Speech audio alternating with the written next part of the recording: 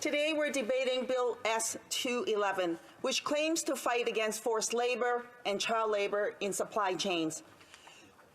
There is no question that global supply chains continue to be tainted with forced labor and child labor. Millions of people around the world experience conditions of modern slavery. Horrifically, this includes young children who too often harvest the food we eat and manufacture the clothes we wear. Sadly, progress towards eradicating child and forced labor has stalled and even reversed during the COVID-19 pandemic. In 2020, the report from the International Labour Organization warned that child labor was increasing for the first time in 2 decades. Between 2016 and 2020, the number of children in child labor increased to 160 million worldwide. And 79 million of these children, some are as young as 5 years old, are working in conditions considered to be hazardous, which means that the work is likely to harm their health, safety, and morals. Economic impacts of the pandemic leading to school closures and income loss among low-income families globally have pushed more children into these dangerous working conditions to try to earn a living. The reality is that forced labor conditions exist in nearly every country. Canada is deeply implicated in perpetrating these human rights abuses.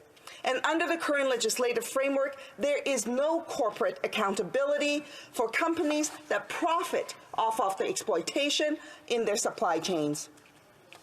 According to a report from World Vision in 2016, it is estimated that over 1,200 companies operating in Canada are importing over $34 billion of goods at high risk of being produced by child or forced labor every year.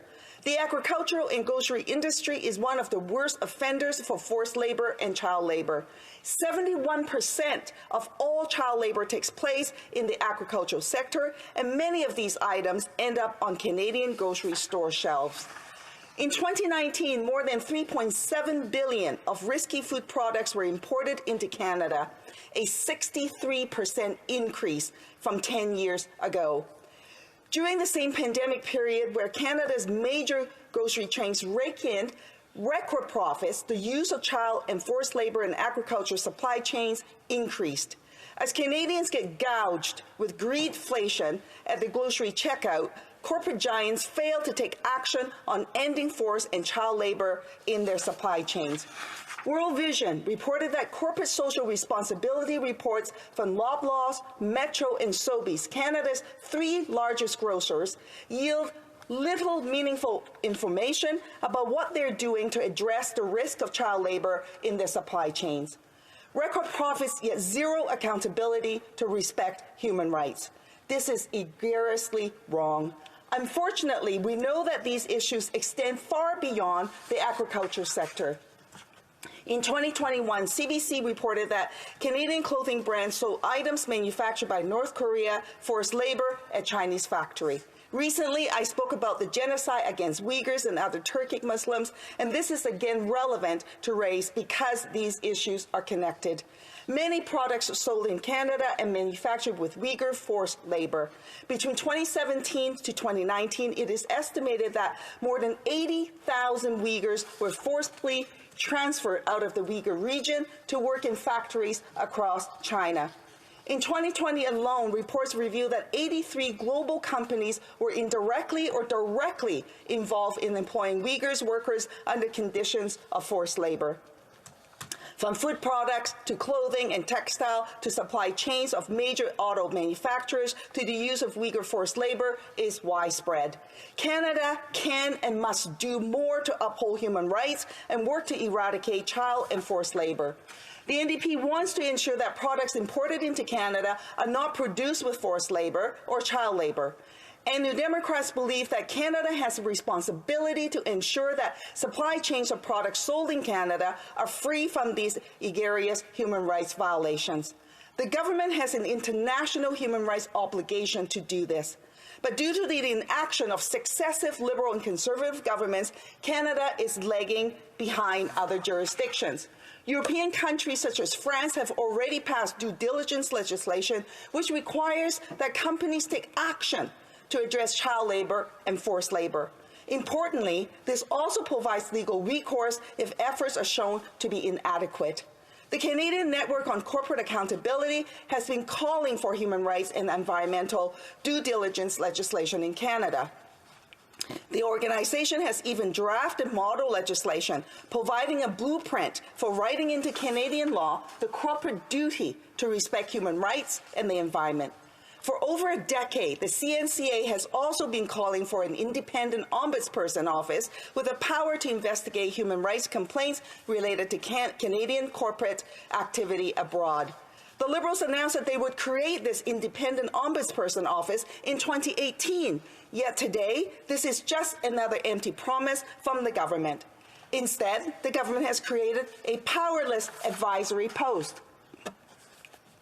It is clear that there's much work to be done, and that's why NDP members, in working with policy experts on these issues, have put forward two critical pieces of legislation.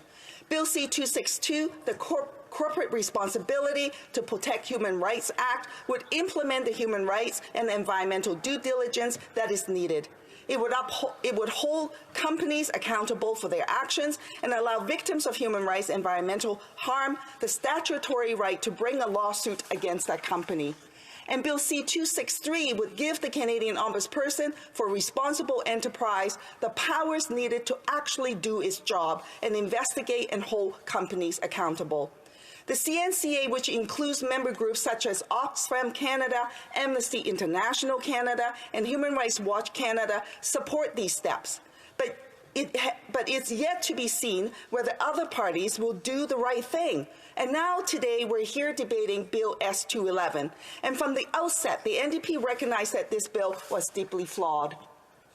New Democrats agree with the view that CNCA shares, that unamended, this bill is damaging because it creates the appearance of action to end modern slavery without actually having that effect.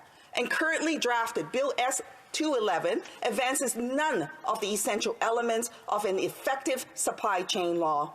According to the CNCA, Bill S-211 would require companies to report on what steps, if any, they have taken to prevent and reduce the risk of forced or child labor in their supply chains. It would only apply to a small minority of companies. It does not require these companies to stop using child or forced labor or to conduct human rights due diligence, and it is silent on other egregious human rights abuses, such as mass rape, murder, and torture, as its focus is limited to child or forced labor. Recognizing the flaws on this bill, the NDP proposed 6 amendments at committee stage to improve the legislation based on expert testimony. Yet this government rejected all of them. Canada needs to do much more to fight forced labor and child labor.